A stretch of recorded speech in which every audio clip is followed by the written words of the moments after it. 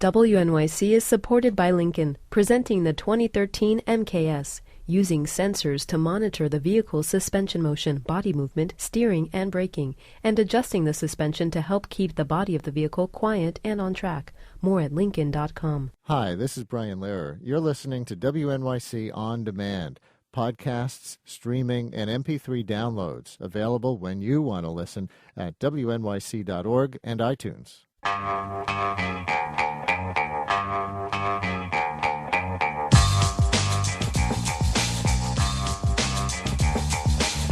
Brian Lehrer on WNYC. Former President Mohamed Nasheed of the Maldives has become something of a statesman celebrity following the release of the documentary The Island President, about his fight to save the archipelago nation from rising tides from global warming.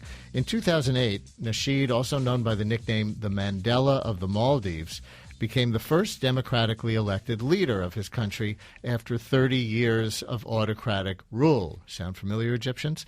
He drew attention to the Maldives at the Climate Change Summit in Copenhagen and when he held a cabinet meeting underwater in scuba gear. But on February 7th, Nasheed stepped down after the military and police forces, he says, threatened his life and his family's. Former President Nasheed is here in New York receiving the James Lawson Award, recognizing his leadership in nonviolent action for democracy.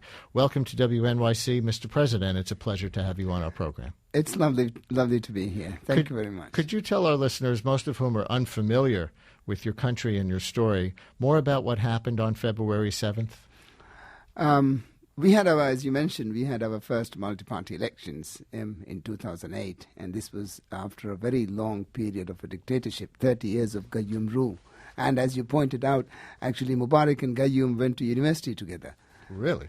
Didn't know that. Well, we were early in being able to push the dictator out, but now we have a situation where Gayoom is back again with the help from the military and the police with Islamic radicals, and my vice president as a facade. Basically, the coup was staged by the police and the military with radical Islamic elements within the military. It was funded very much by the business community, some of them, and it is now run by Gayoom and his elite and his colleagues. Your opponents say there had been protests against rising food prices and that your policies were anti-Islamic. What kinds of reforms did you make while in office? Well, we were able to bring in a social protection program. We were able to give health insurance coverage for all of the Maldivians. We were able to give benefits for single mothers. We were able to give an old age pension. We were able to give a benefit for the disabled. So we were able to come out with a social protection program. To fund that, we also, for the first time, had to bring in a taxation system in the Maldives. So we started with income tax, corporate tax, and a goods and services tax. And on religion, according to India Times, you changed school curriculums to make them less hardline Islamic. You restored relations with Israel and some other things along those lines. Do you think your country had become too hardline Islamic? Well, Islamic radicalism and extreme Wahhabism was creeping into the Maldives society since 1970s, like in many other societies. But because Maldives is in the middle of the Indian Ocean and we have trade routes linking to the Middle East, and these links are very, very strong, what happens in the Maldives very often happens elsewhere in the Middle East with a time lag of 2 to 3 years. So, yes, our society was being radicalized. Our young were being taught in Afghanistan and Pakistan border, and they went on to fight in Taliban's, and we had 2 people in Guantanamo Bay. As president, you warned about the rise of Islamist extremism in the Maldives and even to links to al-Qaeda, including ties to terrorist attacks in Mumbai. Well, our people were going to all sorts of places because they were being recruited by radical elements that were coming to the Maldives. When we fought the first presidential elections, the Islamists fought against us, but they were not able to get anywhere near us. Then came the parliamentary elections. There were 77 seats up for grabs, and they did not win a single seat. Then the local council elections, again the same story. But now after the coup, they have 3 positions in the cabinet. And on the day of the coup, they smashed the museum and the statues of Buddha, very much reminiscent of what was happening in Afghanistan during the Taliban regime. Your country is so far from the Middle East and so culturally different in so many ways. But in an interview with the New York Times in May, you said, "I think the Maldives is a lesson for post-revolution countries everywhere. You can remove a dictator in a day, but it can take a generation to remove the remnants of a dictatorship." That's fascinating. So as you watch events in Tunisia, in Egypt, eventually in Syria, we hope, do you see a course that they should take that can take a lesson from your experience? I think it is very often the case that if you are unable to come up with the proper political infrastructure, especially building political parties and amending the constitution and doing it through a process, you fall into all sorts of difficulties. Then again, even if you do that, you fall into all sorts of difficulties. Gayoom, for instance, is back in the Maldives. So what do we do with the remnants? What do we do with the network that the dictators leave? How do we reform the military? How do we reform the police and other institutions? Very often we find that the institutions are with the dictatorship and then the people are with the democratic movement. So how you try and reform the military and the police in Egypt would be the key on how successful they will become in entrenching and in consolidating democracy in that country. My guest on WNYC is the deposed president of the Maldives, Mohamed Nasheed. We can take a few phone calls for him. If any of you have seen the documentary that has made him more well-known around the world, or however you would know about President Nasheed and want to ask him a question, 212-433-WNYC, 212-433-9692. Now, the United States at first also recognized the government post-coup, saying that the transfer of power was constitutional. They then backed off. What do you think happened with the United States State Department? Well, we're still baffled why there's such a gap between the United States policy and the European view. The Europeans very clearly understood that the transfer of power was illegal and that we need an inquiry into it, and then they do understand that we have to have elections as quickly as possible in 2012. The people of the Maldives must be governed by an elected ruler and not a government formed through brute force. So we hope that the United States would also come around to the Western, or rather the European view on this, and a more normal view on this. And what's your relationship with the U.S. now? I understand that you recently met with State Department officials in D.C. Well, I've always been pointing this out. Our relationship with the United States is not dependent on our political fortunes. It's dependent on the beautiful principles that this country holds and the way of life that you have. So, of course, governments come and governments go. But we would be hopeful that governments also do understand the intricacies of what is happening in the Maldives, and we would be arguing and we would try our best to impress upon the government here the need for elections in the Maldives. I want to play a clip from the trailer of the documentary, The Island President, about you, about the links between democracy and climate change. We won our battle for democracy in the Maldives. A year later, there are those who tell us that solving climate change is impossible. Well, I am here to tell you that we refuse to give up hope.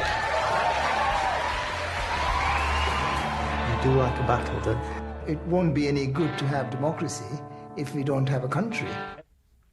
So, after the coup d'etat, is the reverse true? Is the current government set up because of the lack of democracy to do a worse job for some reason at fighting climate change, which so threatens everybody in your country, regardless of their politics? Well, I've always felt that the most important adaptation measure is democracy. Without proper governance, you come up with the wrong set of everything. You do the wrong embankments at the wrong price, at the wrong place. You are not able to articulate and you are not able to advocate on behalf of climate change issues simply because you do not represent your own people. It would be very difficult for any Maldives ruler, unelected ruler, to represent him as a representative of the people of the Maldives. So it's going to be difficult.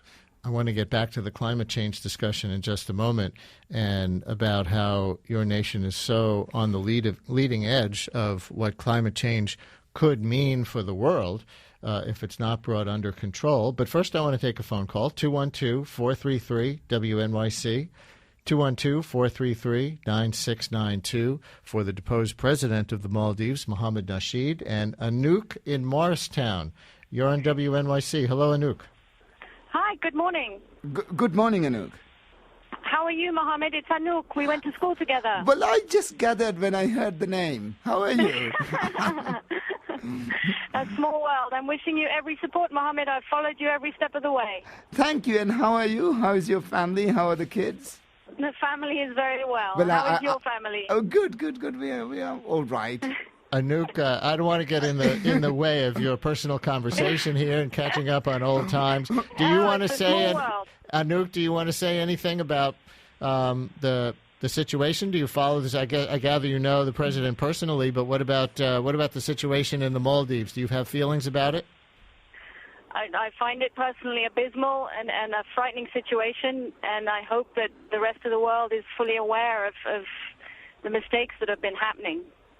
Thank you very much for your call. Thank you, Anouk. Bye. Okay, take care, Mo. Keep in touch. Bye. You went to school with her where? In England. Uh-huh. The Maldives is supposed to be the canary in the coal mine when it comes to climate change, especially as it pertains to sea level rise. What's happening? What's happening in your country? Well, climate change is a very real issue in the Maldives. It's not something in the future. It is happening now. We have 16 islands that needs relocation because of coastal erosion. We have 70 islands that have contaminated water because of seawater intrusion into our water lens, and we are having to desalinate water. We have dwindling fish catch because the fish is not rising because of, I'm told, temperature differences in the ocean. So this is not something that is going to happen. This is happening right now. And it is happening in many, many coastal countries and in many coastal areas, especially where there is no proper adaptation measures as embankments, water breakers, and revetments. So we are now, therefore, having to spend far bigger amounts on adaptation measures than we are having to spend on health or education. This is a serious issue for us. What do you want from the rest of the world with respect to that? Or is any action that the United States or China or any other big emission-producing country might take too late? Well, I think governments will only do what the people want them to do. If the people of the United States do not understand the gravity of the issue, it's going to be very difficult for your government to do anything about it. My request, my appeal to the people of the United States would be, please have a look at it. The science is very, very sorted. We are not necessarily asking them to give up the good life. What we are saying is there are renewable sources. Carbon emission need not always be equal to development. There can be a low-carbon development strategy, and it has, countries have done that. Iceland, for instance, have done that. So oil and fossil fuel is obsolete technology, and we must be able to embrace the new technology, the renewables. So we are asking your government, your people, to invest more in renewables and to start using electricity not through fossil fuel but through renewable energy. How many people live in the Maldives? 350,000 people. And do your adaptation plans go all the way to a projection for a year by which you would have to evacuate because the islands would be completely drowned? Well, the Maldives has been in the middle of the Indian Ocean for the last 5,000 years. We have a written history that goes back 2,000 years. It is, ultimately and finally, we must do something on a rainy day. But when I try to talk to people on if they would go, one grandmother was telling me, President, yes, I could go, but where would the sun, where would the butterflies, where would the colors, and where would the sounds go? It's going to be difficult to relocate a people. We've seen it many, many times. The Israelites were relocated, but thousands of years later, they come back to the ground beneath their feet. And we must have our ground beneath our feet. Amy in Manhattan, you're on WNYC with President Nasheed. Hello. Hi, Brian. Hi, President Nasheed. I saw you at a conference on climate, jobs, and justice shortly before the Copenhagen conference, and talking about exactly this, about how threatened the Maldives were by sea level rise, and practically begging the people at the conference to take some significant action, and then they didn't. And I wonder, just with the Rio conference, the Rio 20 conference, having just happened without really anything that wasn't voluntary, what do you think the prospects are? Well, thank you, Amy. As long as the people are not out, and if they don't understand the urgency, we can't expect the governments to do much. I think, I went and saw a 350 group yesterday. You need to get the people out. You need to galvanize the people to activism. And it is only through that we will be able to find solutions to these grave issues, especially when you have so much commercial interest that would be against any change in energy policies. We must be able to mobilize the people, and without that, it's going to be impossible. So let's do it. Let's get the people out. Jacqueline in Brooklyn, you're on WNYC with Mohamed Nasheed, deposed president of the Maldives. Hello. Hello. Thank you for taking the call. I work in the travel industry, and I've actually been reading a great deal about the Maldives because I have people very interested in going. And I've been wondering, actually, since the coup, what has the effect been on your travel industry in the Maldives? Is it as safe as ever, and what do you see as future developments? Well, this is a difficult question, but ultimately, everyone must understand that business cannot be as usual, and we cannot have a situation where the dictatorship should be bankrolled. So we must, at some point, decide on this. And I think it's for our party, it's for our people to have this discussion on a decision that we should take on asking people not to come to the Maldives. So you would be calling on Jacqueline as a travel agent to boycott Maldives tourism, even if she concludes that it's safe for her clients? I think this is a discussion that we are entering into. I don't necessarily unilaterally want to say much on this, but this is a discussion that we are entering into. Emily in Manhattan, worried less about the safety of tourists than of you, I think. Emily, hi, you're on the air. Hi, yeah. I saw the movie. It's an amazing movie, and I really highly recommend it to anybody who has the opportunity to see it. It is very depressing, but very moving and so important. And it's clear from that how extremely charismatic you are. So you're so well-spoken and progressive, and I really loved your ability to work with such a wide diversity of different people to try to get people to come together and to really make such good connections that you could really hope for some change and improvement. But since the coup in your country, what happens to you now? How safe are you and your family and your supporters? And can you be there to still do this work? And if not, make sure you go someplace else because your work is so important. Thank you, Emily. I'm not safe. They want to arrest me. They want to murder me. They want to do all sorts of things with me. But I'll go back, and I came back from the Maldives. People of the Maldives are protesting every day. and they're getting beaten up every day. The police are doing that right on the streets in broad daylight. But we must go on. We cannot relent, and we cannot give up. I know the odds are stacked against us, but it is not always easy to do things. But simply because it's difficult, we can't give up. We must go on. So you've called for elections in the Maldives this year, and I understand that India, not always your biggest natural ally, has backed you up on that, but the current government doesn't seem to want that. What are the prospects for an election? Well, we must have, the people of the Maldives must be governed by an elected ruler, not a government formed through brute force. It doesn't matter who wins the elections. It's not a question of my presidency, but it's a question of democracy, and democracy must prevail. Without that, we will not have proper development. We would not have a proper life. It's not going to be easy for us to bring up our children and have a normal society in that country. So we must have elections. Your background, by the way, as we begin to run out of time, is as a journalist. So what are you hoping for in speaking to the media? What are you hoping to accomplish by taking to the foreign press like us? Well, I hope that people are listening, like your good people who are phoning in, and I hope that they are concerned about what is happening. Our lives are not just what is around in our homes and in our own countries. It has many, many links to other societies and what happens in other countries.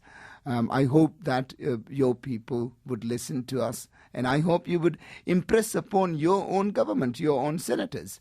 I hope that your people would write to your senators asking them to support an early election in the Maldives.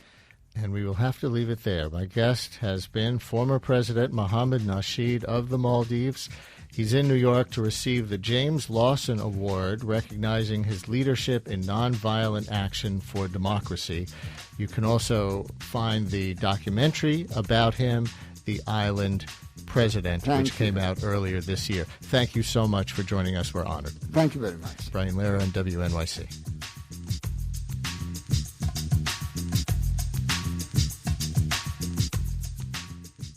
Thanks for listening to WNYC On Demand. Please check out our other programs at wnyc.org or on iTunes. This free service is made possible by our listeners. Become a member of WNYC today.